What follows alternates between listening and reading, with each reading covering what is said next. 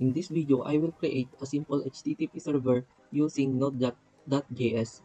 The server will respond to client requests and demonstrate how to handle query string. First, we need to input this var HTTP.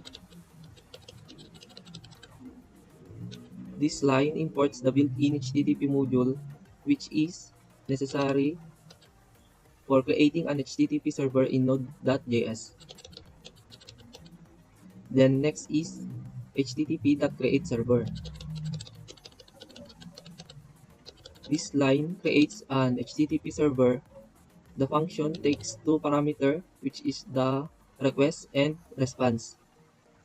This function will be executed whenever a request is made to the server.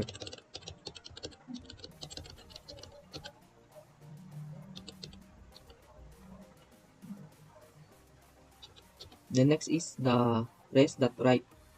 This line sends a simple response back to the client containing the string hello.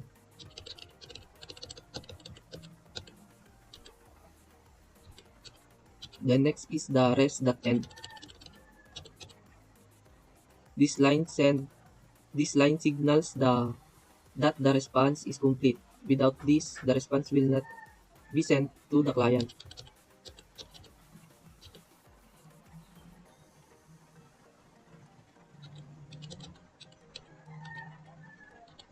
Then next is the listen 88.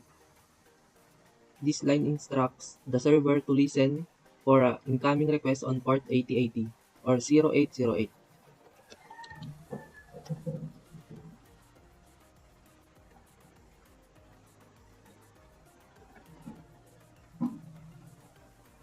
Then pagtapos nito is pwede na natin i-run.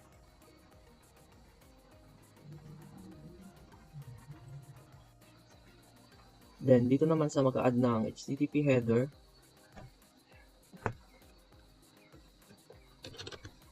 put lang natin tong function, create a server function, then yung request, then response, then sunod ay res.write head. Ito yung pinaka-header. Then sunod dito ay yung res.write, then yung hello, my name is, then this line, yung sa right head, is this line set the HTTP response status code to 200, which means the request was successful.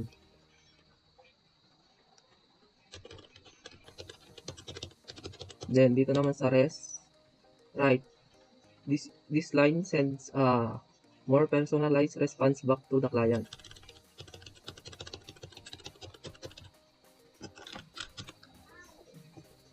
Then click lang natin tong run.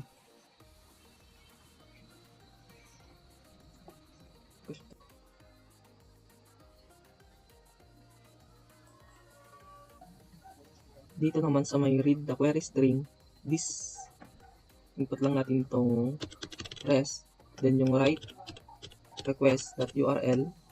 This line writes the URL of the incoming request to the response.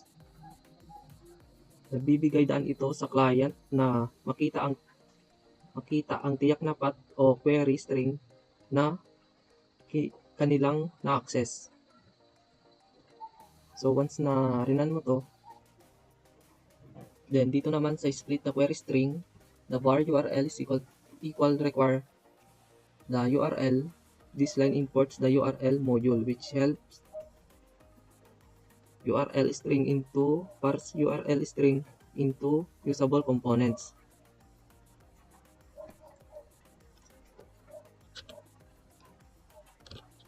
Then input this var q is equal to URL dot parse request URL is true.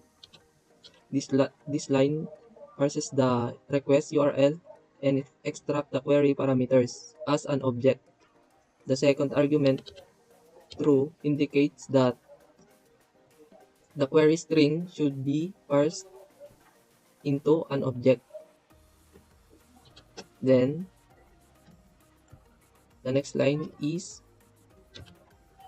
creates a string that combines the year and month parameter from the query.